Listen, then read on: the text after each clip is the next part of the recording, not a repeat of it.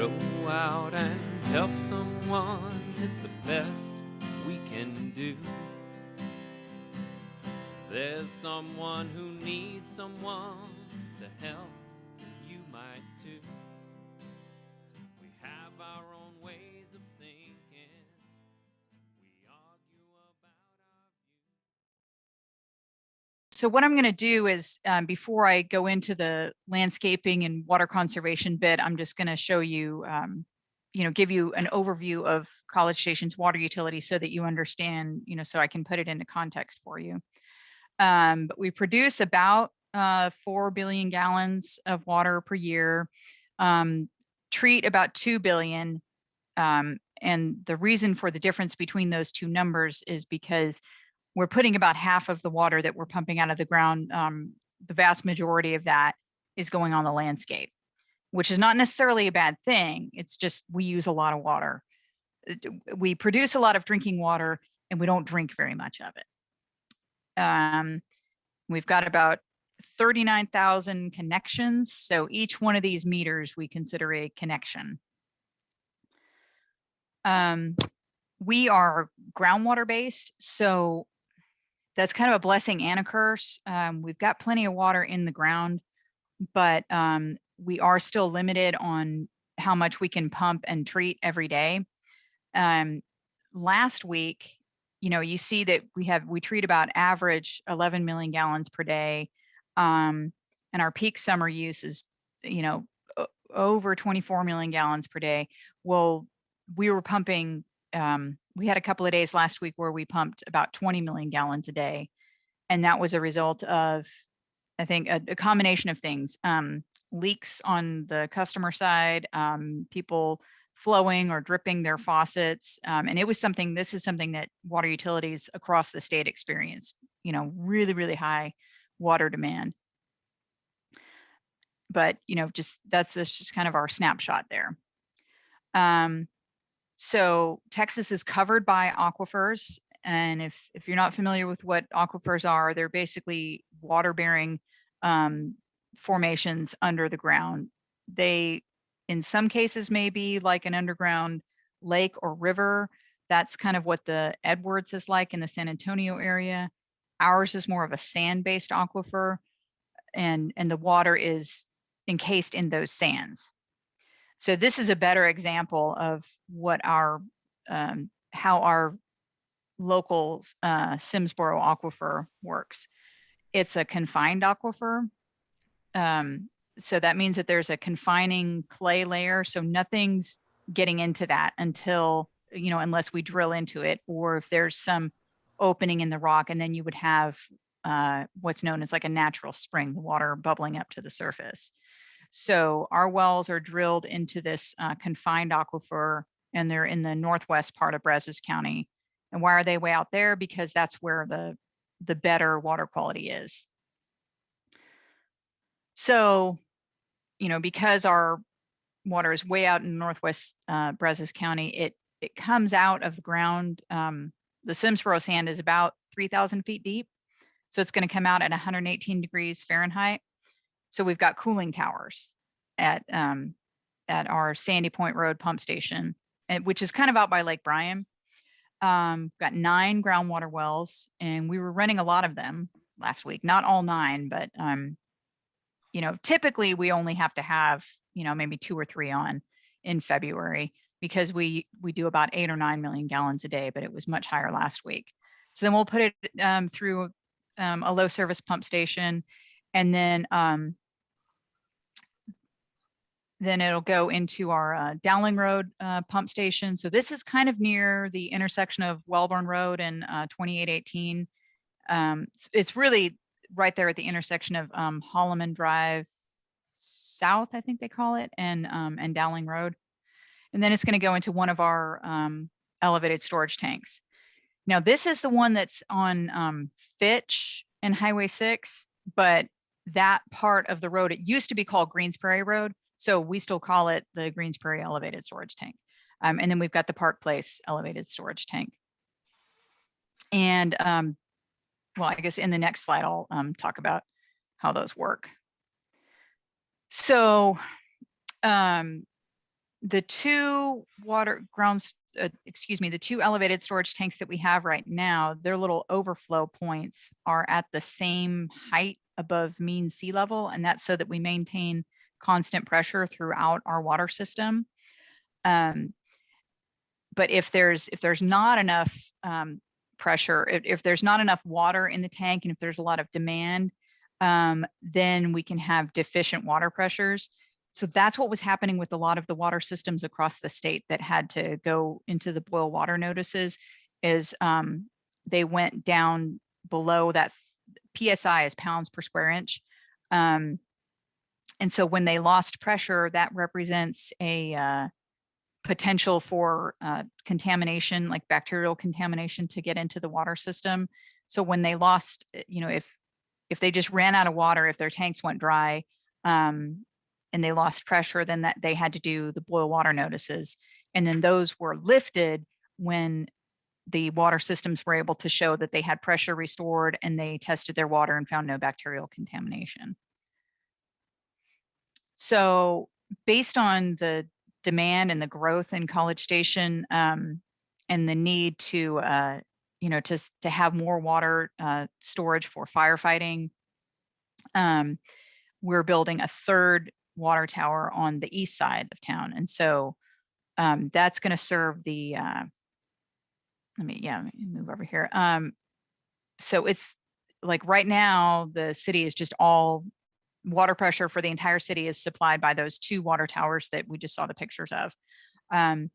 But when this gets online, then the east side of town is going to be served by this 3 million gallon elevated storage tank. And that what I didn't explain was the water is up in the bowl, the top part of the water tower. And then the storage column is all there. It's empty. There's just pipes inside there, pumping the water into the bowl and then draining the water out of the bowl. So now I'm getting into the water conservation part of the presentation. The state has a water planning process, and we're just starting the next 5-year cycle. It tends to go on 5-year cycles, and then they project forward 50 years into the future. So the 2020 plan that they just finished up, and then the 2017 plan, that was looking forward into the 2070 timeframe. And the reason that they do that is so that we can project out water demands and water needs, so that we're not, future generations aren't caught flat-footed and, running out of water. We want to have a good water infrastructure in Texas for generations to come. But what they also looked at is they're expecting 1.4 million acre feet of water to come from reuse and municipal conservation. So not agricultural conservation, not changing in farming practices, but municipal water systems doing something different with their water to save that. And an acre foot of water it's just like it sounds. It's the amount of water that will cover 1 acre of land to a depth of 1 foot. It's about 325,850 gallons. So it's like a football field with 1 foot of water on it. And it's about how much a family of 4, I think, will use per year. So this is our conservation programs that we have. We've got a reclaimed water system at Veterans Park, where we take the treated effluent from our wastewater treatment plant, and we use that to irrigate the athletic fields there. Not all of them, but most of them. And Veterans Park is like the biggest city irrigation user. So we decided that we would put reclaimed water there and save the drinking water for other uses. We do promote rainwater harvesting. I don't have money for rebates anymore. So I took that part off, but we've got water rates that kind of put a premium on excess water use. So those are the ways that we're trying to manage our water demand. And these are some of the things that I've heard people say about conservation. I have a large yard. I don't want my lawn to die. I don't want College Station to be like Austin or San Antonio. But and I understand that, but those two cities do have some good conservation programs, and they've been pretty successful in stretching their water resources further. So I'll start off by showing some sample residential water bills. And then later on, towards the end of the presentation, I'll show you how to read your bill and read your meter so that you can calculate this. But especially as we move into the summer months, I want people to be aware of how their water use is calculated. And these are fixed rates. So, there's been a lot of questions about what's going to happen with utility rates, but these rates are fixed right now, and we only change them during the budget process. So you're not going to get a surprise water bill in March with different rates than what you paid in January or February. But this just shows how, 12,000 gallons is going to cost you about $47.10. And then 30,000 gallons is going to be over $100 because of the premium pricing on those higher volumes. And you can see here in this slide, it's pretty, well, I mean, it depends on what your individual budget is, but you can see that we're getting up to $100 and then getting close to $200 when we use 40,000 gallons. But with 60,000 gallons, oh, I'm sorry, the total bill on that didn't show up with the way the slide is formatted. But the takeaway message from this slide is that when you're getting up into the higher usage of water, you're going to have some sticker shock. But the logic behind that is the really, really high use in the summertime. We have to have wells in the ground. We have to have ground storage, elevated storage, pumping capacity. We have to be able to meet our highest demand day with one of our wells out of service. We've got to be able to meet that at any given time. And so this really, really high water use is driving a lot of capital costs, a lot of expenditures, financial expenditures from the utility. So if we can get people to use water more efficiently and we moderate our demand and we don't have those really, really high peaks, then we're not spending money on additional wells and additional pumps and pipelines. And so that's going to save you money in the long run. And I just put down on here also, I'll get high bill complaints from people in the summertime and they say, well, I only ran my sprinklers, 1 or 2 extra days, but with some systems, every time the system comes on, that's 4,000 gallons. And if you're running it 4 days a week or, three times per day, 4 days per week, that can add up really quickly. I've seen water bills where people have used 100,000 gallons of water because they didn't have their sprinklers programmed right. Now, it's not a phenomenon that's localized just to College Station. EPA has some statistics. And like I said before, with the amount of water that we produce compared with how much wastewater we treat, we know that a lot of that water use goes outdoors. We run our sprinklers after rainfall provides all of our turf needs. Think about it. We're supposed to have rain today and going into tomorrow, but a lot of people have their sprinklers set to run Monday, Wednesday, Friday, right? I guarantee we'll be able to drive around our neighborhoods next week, regardless of how much rain we get this week, and we'll see people watering right after it rained. Or maybe they run their systems too long and they have a lot of runoff. Sometimes it's just poor design. We have water going over paved areas. There's probably going to be a lot of leaks after the freeze that we had last week. So it's really easy to waste water, but on the flip side, it's also really easy to save it. And I'll show you how to do that.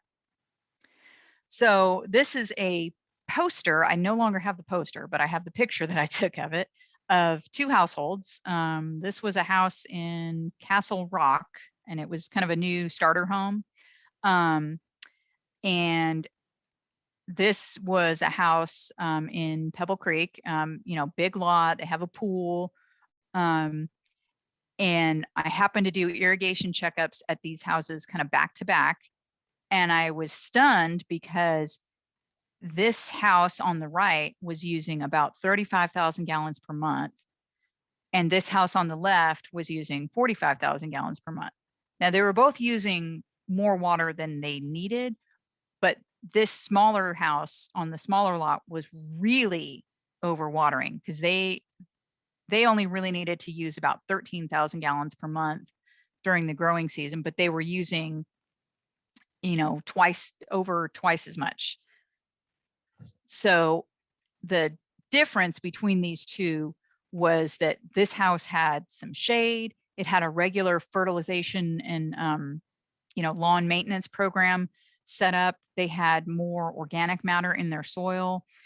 This house had really, really thin, it was the type of house where they just clear cut everything and, scrape the lot and then throw down the St. Augustine grass on it and didn't have a whole lot of soil health built up.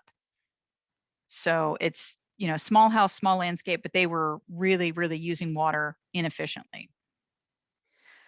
Another thing that helps us is now there is a state law and a city ordinance putting in some requirements for irrigation systems so that we no longer see this overhead spray irrigation in areas that are less than 4 feet wide or that's closer than 4 inches from what's called an impervious surface, concrete, sidewalks, that kind of thing. That's not allowed anymore. And you have to have matched precipitation, meaning if you have a spray head that's watering some shrubs, you can't also have the big rotors, the big sprinklers that go back and forth watering grass at the same time. You water the shrubs by themselves, the turf by itself, the flowers by themselves. You have to pull a permit. It has to be designed and you have to have a plan that shows where all the sprinklers are. You have to have a rain sensor. Has to be installed by a licensed irrigator. Also, as we're going forward and making changes or making any repairs to our sprinkler systems, those need to be done by a licensed irrigator. So it can't be done by your lawn guy. It can't be done by the high school kid that mows your lawn. Even if it's somebody that really well and seems to have a lot of knowledge.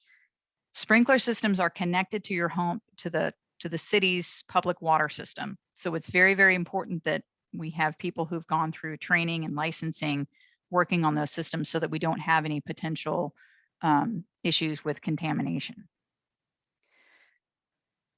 Irrigation checkups are one of the services that I provide, and my contact information is at the end of the presentation. So definitely contact me, call me, email me if you want an irrigation checkup. I've talked about how over irrigation is common. It's easily, we know how much is going to outdoor use because we can compare the wastewater flow is pretty consistent at about 6 million gallons per day. But in the summertime, when our water use is way up over 20 million gallons per day, that difference is going on our landscapes. And this is a sample irrigation checkup report. So I will show you make note of rotors, sprays, what type of grass you have, any issues. And so it's a free service. I want you, after you've had an irrigation checkup, I want you to have a better system, a better understanding of how your system works, how to program your controller, how to better manage your irrigation system, maybe make some simple repairs. That says 100 checkups. We've actually done 1,000 checkups since 2010. We hit 1,000 checkups late last year. So yay. They're not a full-on irrigation audit. There's an irrigation audit would be like a full, putting out cans to measure how much flow your system is putting out and how many inches of water is being applied. But it is a good way for us to identify and correct water waste. A lot of times people have multiple programs running on their sprinkler controller, or they have, broken sprinkler heads here like this one. They'll have, this is a fixed spray running at the same time as a rotor right here. And so that's a design issue. Or maybe at some point somebody made a repair themselves and didn't repair it properly.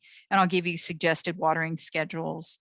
And where possible, I try to read the meter before and after the checkup and then figure out how many minutes I ran each zone so that I can also give you an example of what your flow rate is. So I can say, every time you run your sprinkler system, it's using about 13 gallons per minute. And so based on this schedule, you should be using X number of gallons per week. And I can give you some idea of what kind of savings you'll get right away.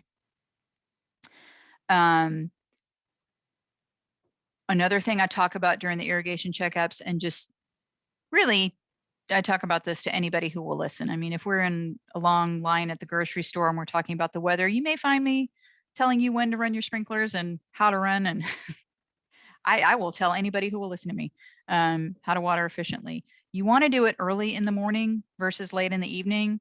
For the really hot dog days of summer, that's not as big of an issue, if you water at night. But when we have the cool temperatures in the spring and the fall, when you have your turf staying wet, and especially if it's really, really wet, then you can get some issues with fungal diseases, take all patch, brown patch, that kind of thing. When you water, you want to water as deeply as you can. Get your soil wet about, a good 6-8 inches if you can.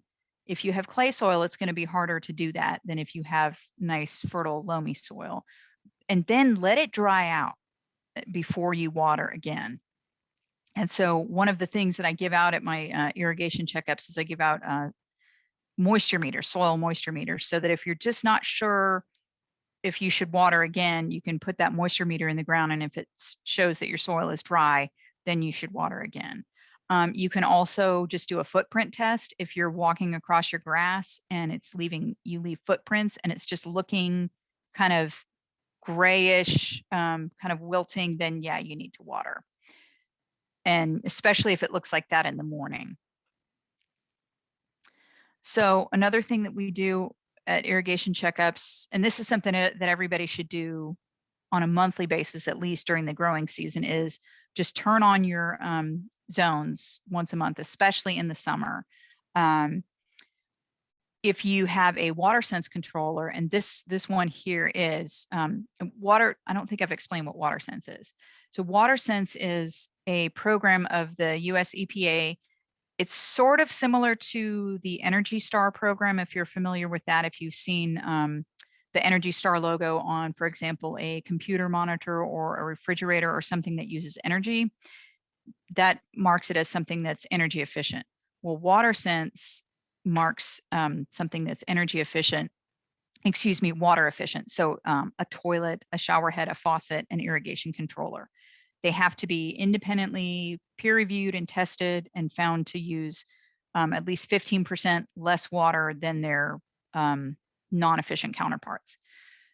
And a real quick pro tip, if you have a Hunter controller, this one is a Hunter, and a Hunter controller, and then this is the rain sensor module with it.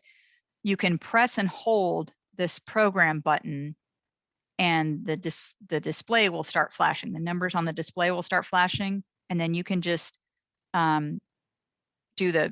the plus sign right here and add however many minutes on the controller you want. For example, 3 minutes, and then just let it go. It'll run through each of your zones for 3 minutes and then shut off, and it doesn't override any of your other programming. So that's a really nice way to just run through your systems, run through all your zones, and make sure everything's working properly. High pressure plus wind equals waste. We have really good water pressure in College Station, especially in Pebble Creek. This is in the back section of Pebble Creek, I think on Royal Adelaide Loop or Parkway or whatever it's called back there. So if your pressure is, 90 pounds per square inch or something, a lot of sprinkler heads, their design pressure, what they're supposed to operate at is maybe 50 pounds per square inch. So if the water going through there is higher, the sprinkler head is actually going to put out more water in terms of gallons per minute than it's designed to. And you also have the misting that you see here. So if we have any wind, then all of that water is going to get blown off into the street or onto the neighbor's lot or something like that. So your sprinklers are putting out more water than they're designed for, and your water is you're air mailing the water to your neighbor. So, but you're paying for all of that. Another thing that will decrease efficiency is if the heads are not vertical. So that means that the sprinkler is not going to, the water from the sprinkler is maybe not reaching all the way to the plant that it needs to. That's a pretty simple fix. You can just dig up the soil around the sprinkler head and kind of repack it and readjust it. But this is something that I note when I do the sprinkler checkups. There's a lot of easy fixes with sprinkler systems. With a broken sprinkler head, sometimes when you see the big geyser that's shooting up in the air, that's just the nozzle has come off, and you can just they screw into the PVC pipe underground, and you can just unscrew it, screw a new sprinkler head back on, and you're back in business. But if you're running your system normally, if you're running your system and you have these broken sprinkler heads on there, this is just one broken sprinkler head can waste 25,000 gallons of water during the growing season. That's a statistics from the EPA. So imagine if you have, 5 and you're running it like that for several months, your bill is really going to go up. Now, this is where we get into run times, like how long to run sprinklers for. So there's a continuum, and drip irrigation, which is the tubing that is common in flower beds with just the little emitter holes, it's pretty close to this application rate. But what this means is if you put out little cat food cans or tuna fish cans and ran your system for an hour and measured how much water was in those cans, you would have about 1 inch to 1.5 inches with the little pop-up spray heads that you find a lot in flower beds and in small turf areas. Then we go over here to the rotors. These are the big ones that go back and forth. They rotate. That's why they're called rotors. Those put out less water, so you run them longer.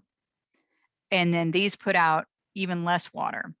So you see now why you need to have all the heads on a particular zone need to be of the same type. Otherwise, you're going to have a really inefficient system that's going to use too much water. Now, it's hard to remember which kind of sprinkler do I have, how long do I run, but there's an easy button for that. It's this website, bvwatersmart.tamu.edu. We have a network of rain gauges throughout the city, and actually really throughout Brazos County, because there's some with Bryan and Wicks and Welborn also.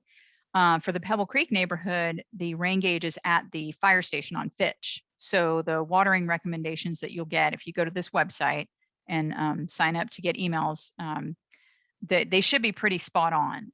The farther away you get from a rain gauge, your watering recommendations may be off a little bit, but mainly we'll tell people how long to run each type of sprinkler every week based on how much rainfall fell the previous week. So for example, we have, actually I'll just give this, so this will be a sample watering recommendation. So for example, let's say that we get a 1/2 inch of water in 1 week and it's July, but we need maybe an inch of rain or 1 inch of water applied to our landscape. Well, if we get a 1/2 inch of rainfall the week before, then your email will adjust your run times. It'll say, your lawn got some water last week, but it needs a little bit more. Run your rotors for 10 minutes this week or 15 minutes or something. So for the most part, we get into pretty predictable weather patterns in the summer, and the recommendations are pretty much the same every week. But this does require the homeowner to go out and adjust their run times, every week based on the email that they get. But if you've had an irrigation checkup, or if you've gone to an irrigation seminar, you know how to operate your sprinkler controller, and it's not too hard to do. Coming up in just next month, next month is Monday. March 1st is Monday. So in just a couple of weeks, we have Fix a Leak Week. So Fix a Leak Week is going to hit a little differently this year, I think, because there's going to be a lot of leaks that people are finding as a result of the freeze next week.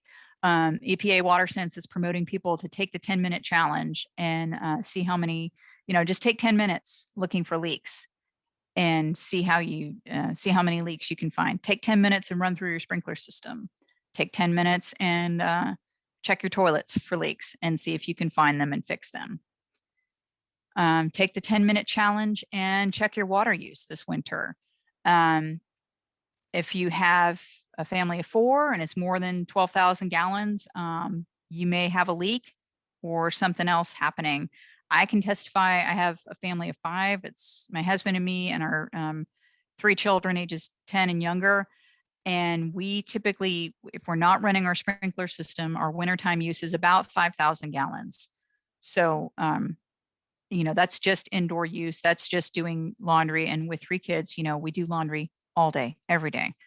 The washing, and even when we were at home, and I was doing the virtual learning and I was cooking 3 meals a day, 5 days a week, our dishwasher was running constantly, and we still didn't have a big high water bill. So now, how to read your water meter. This is a good thing to do also if you're concerned about your water use after the freeze last week, or if you're not sure if you have a leak or something. If you have an older water meter, well, I shouldn't say older. This is a Badger water meter. And so it kind of looks like the old style odometer in a car. We only read these 4 numbers from left to right. And then this is the little leak indicator. So if there's any water being used in your house, this thing is going to move. Usually if you're doing the shower, taking a shower, running the washing machine or something, it's going to be spinning really good. But if it's just kind of creeping along, that could be an indicator of a toilet leak, or maybe a faucet was left open somewhere. If you have a digital water meter, this is the water meter in front of my house. If there's any water being used, there will be a little plus sign right here. But if there's no water being used, then there's no plus sign. And so here we read from left to right. So this would be 0656. That's the number that the meter reader would enter into their little handheld unit. And then let's say I used, let's say the last time they read the meter last month, it was 626. Then I would have used 30,000 gallons in a month. So this is how you read your bill. This bill is a little bit old, but our bill hasn't really changed all that much. So you've got your electric and water, sanitation, sewer, drainage. So this one is so old, it doesn't have the roadway maintenance fee on it. But your meter charge and your consumption charge are all bundled together here. So that's what the 4161 and the 30675. So that's going to include everything in there. And then it shows your credits down here, or the amount from your previous bill. But this is what you want to look at in the summertime. You want to look at that MGW. The MGW, the M stands for it's mille, the Latin for thousands, because of course everybody is fluent in Latin, right? So, but anyway, that's our billing unit. So you can use 9,999 gallons of water, and you'll be billed for 9,000 gallons, right? Because we bill in thousands of gallons. So it's not until that thousands mark ticks over that you get billed for another 1,000 gallons. And then just to wrap up, I checked, and this is still streaming on Netflix. So if you have Netflix, do yourself a favor and go put this on your list, and go watch it. It's a documentary, Brave Blue World. Um, and it's got interviews. What it is it looks at water crises around the world and how we can, uh, innovative approaches to solving problems like water conservation, water reuse, water quality, wastewater treatment, safe drinking water. And they interview people from around the world. Will Will and Jada Pinkett Smith's son, Jaden Smith, he's interviewed in there, and he's got a really, at first I thought, oh, they just interviewed him because he's a celebrity's kid, but he's got a really neat idea on purifying water. Matt Damon is interviewed, and they've got, they interview somebody else who has developed a device to collect humidity out of the air and treat that for drinking water. And somebody else was interviewed who collects waste from homes, and then they kind of burn the waste material, but they use it as a fuel source. So they're solving a public health issue, and then they're creating energy out of it. It's really, really, sometimes you see documentaries and they're really depressing, and the sky is falling, the world is ending, everything is terrible, what are we going to do? This one is really, really uplifting because they confront the challenges head on, but then they show people who are developing innovative solutions to meet those challenges. So it's good. And this is the last slide that I have, so I have some time for questions. This was a chalk drawing that a guy did at a conference I went to in San Antonio. And it's one of those things that, like, it's two-dimensional when you look at it, but when you take a picture of it, it looks three-dimensional. So I put it in there just for conversation. So I'll stop sharing now. There we go. Anyone have questions for me? I do. Yeah, Ms. Biggs? Yes. Yes, I'm glad to hear that you're already addressing water conservation and reuse with the city water. So I'm wondering, the city could be proactive. Why aren't we, or are we requiring contractors or with new construction to include xeriscaping and maybe water recycling or dirty water recycling, and also neighborhood systems to mitigate flooding from rain and overwatering. Mm-hmm. There's a lot that could be done with all the new construction out there, and it's really frustrating that there are all these things that we know we could be doing, and the city's not requiring any of it in new construction. We could be requiring rainwater recapturing. Yeah. And it's very frustrating. I know that is a great comment. I've made these comments by email, and then my husband and I also went to the planning sessions. What was it, a summer, a year ago? Mm-hmm. The year planning, and I put it all in writing, and oh, good. And I submitted my own printout, but nothing's happening. And meanwhile, all this construction's going on, and we're still putting in lawns. Lawns Mm-hmm. are passé. They're a waste of water. It just makes me want to scream. I totally get it, and I agree with you. I submitted some similar comments along those lines as well. There's a field of research called low impact development that I think that we should embrace a little bit more. That would be things like having buffer strips, and it can be really pretty too. You can have like rain gardens allowing stormwater to collect in there. But then it's also the attractive landscaping.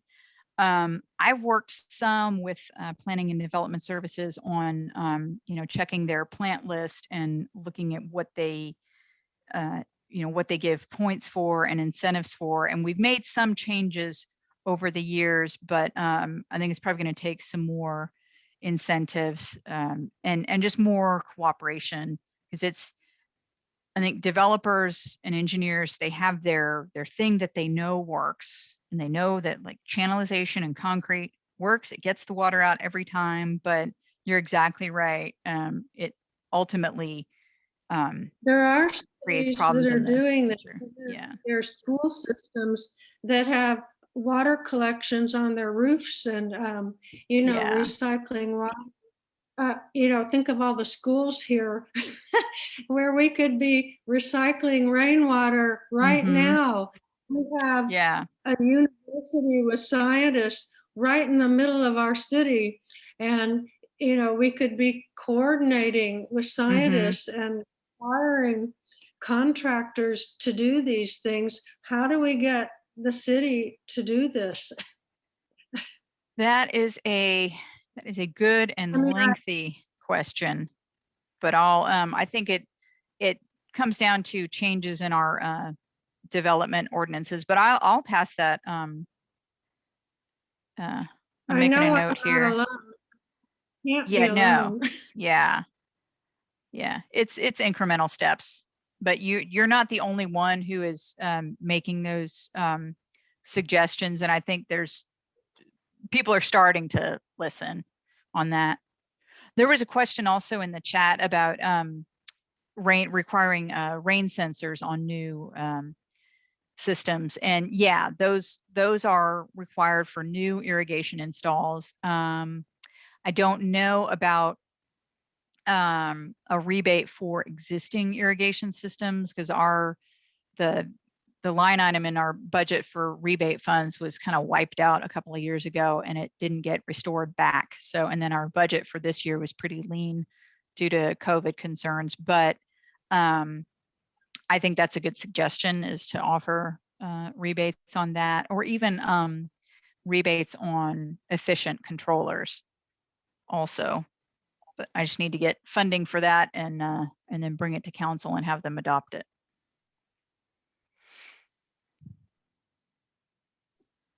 I had a question. Do you have references for what a homeowner could do as far as rainwater harvesting? Yes. Or even how they could make rain gardens? The best resource, I think, for that is the extension service. Rainwaterharvesting.tamu.edu is the website that has information on, they've got publications on rain gardens and rain barrels. And what is it again? Rainwater harvesting, all one word, .tamu.edu.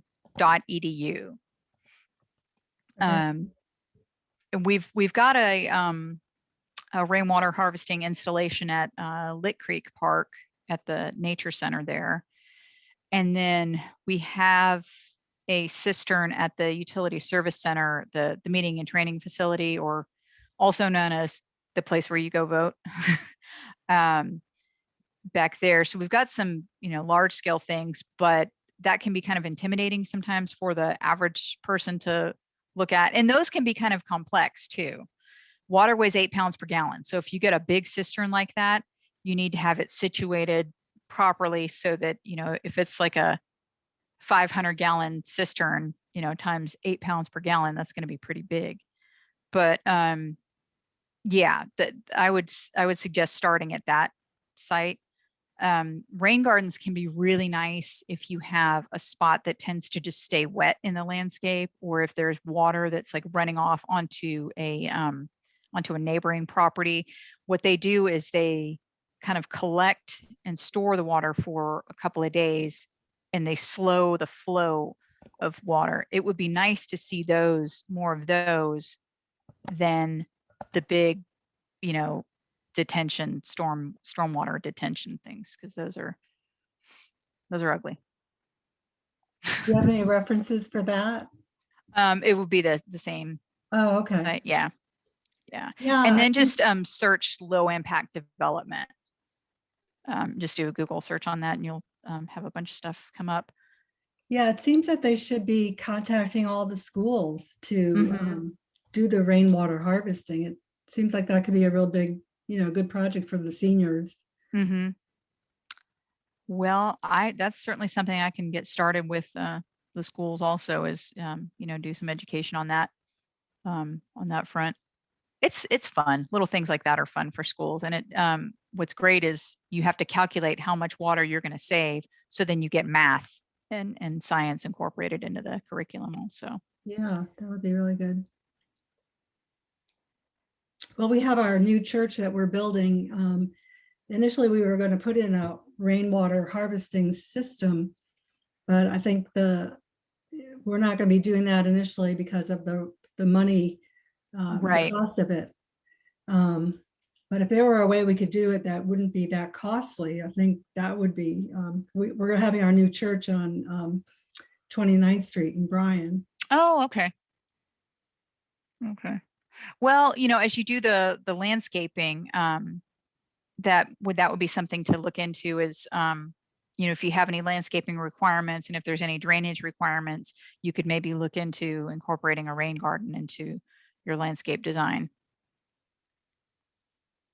So that might be, that would be less expensive than a cistern connected to the irrigation system and all that bit. Yeah. Just to note, in our new facility, there is an area that will collect the rainwater on the property. So rather than having, and it will keep a lot of the original natural landscaping in that area.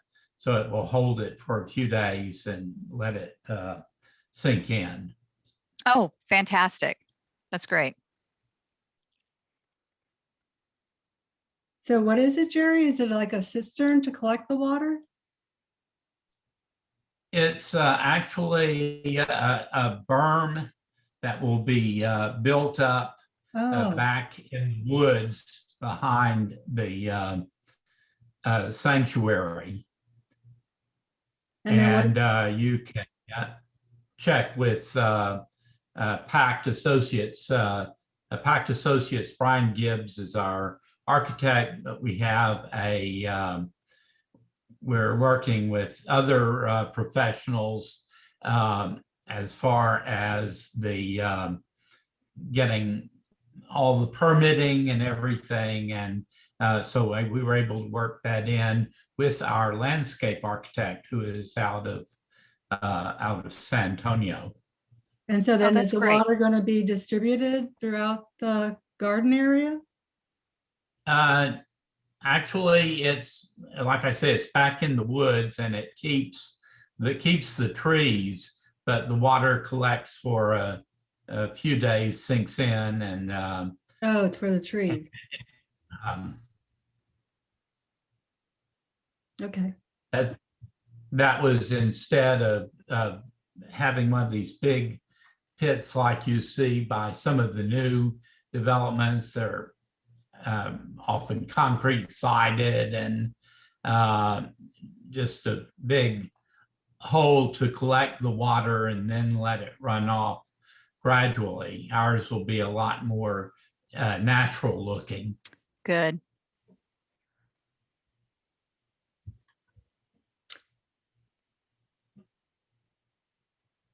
Yeah, that would be, I think Ms.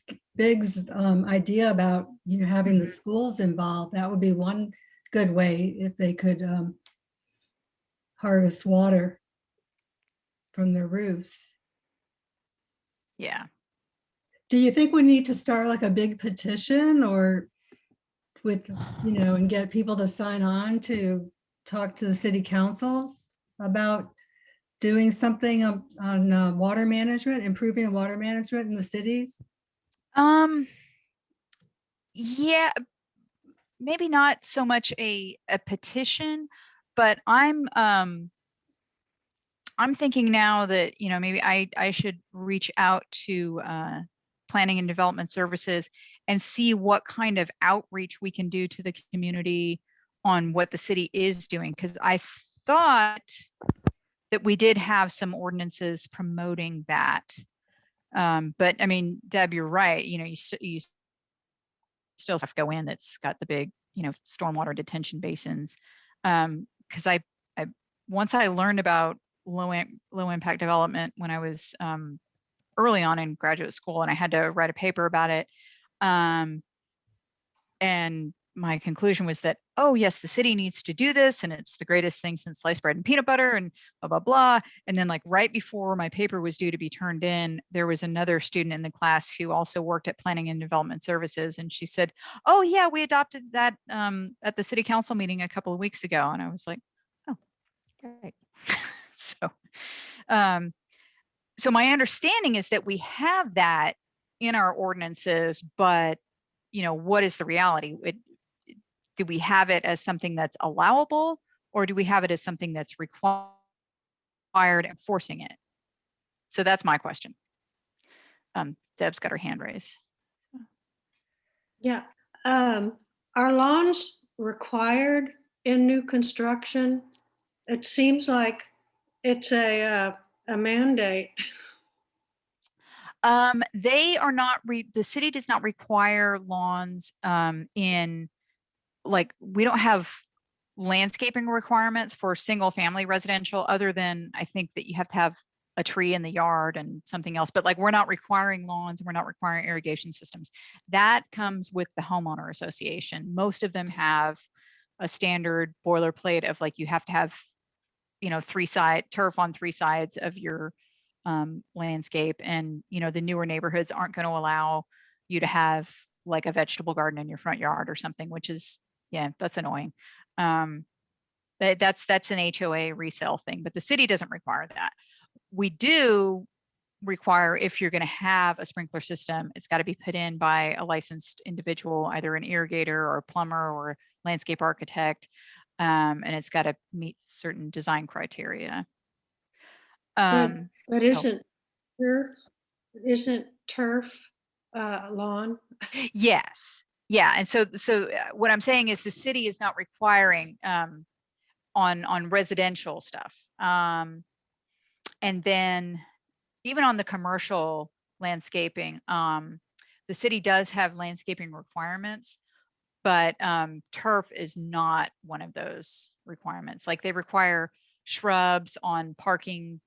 If there's parking lots, you have to have like shrubs for screening, because I guess if people see cars in a parking lot, that's damaging or something.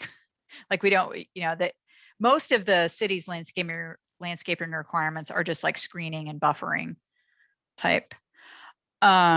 There was a question about reporting excessive water use from irrigation. You can, you actually get, I would say you can report that to me, to my number or to my email, and then I can follow up with the customer. If it's on the weekend, or if it's something that's just like an urgent issue, then you can report that to dispatch and they can send somebody out. We've been shutting off water right now. If someone is, if there's like a busted sprinkler head or, a leak that's actively flowing, then our operators will go and turn that off. But yeah, we do have a way to report excessive water use from irrigation.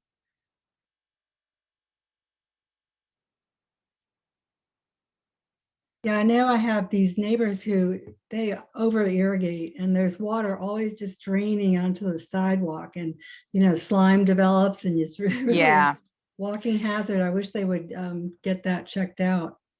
yeah, that is we do have a water waste provision in our ordinances, and so if it becomes a health and safety issue like that, then you can report that to the city. You can report it to me. And I can reach out to customers and just say, hey, turn off your sprinklers. Or if if they just don't, or if they have a leak that they just will not fix, then we have our code enforcement officers send them a love letter, is what I call it. But, it's a letter that says, you have excessive water use and this is your notice and you have X number of days to fix it. And if you don't, then you'll start getting a fine, of so much every day before you fix it. I've got another meeting coming up pretty soon after this, so I'm going to need to sign off, but Pam's got my information and she can share it with you. So if any of you have questions, feel free to reach out to me and, spread the word about water conservation. Yeah, we will.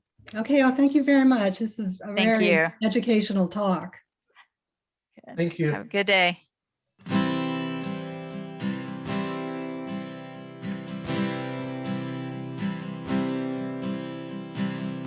Go out and help someone is the best we can do. There's someone who needs someone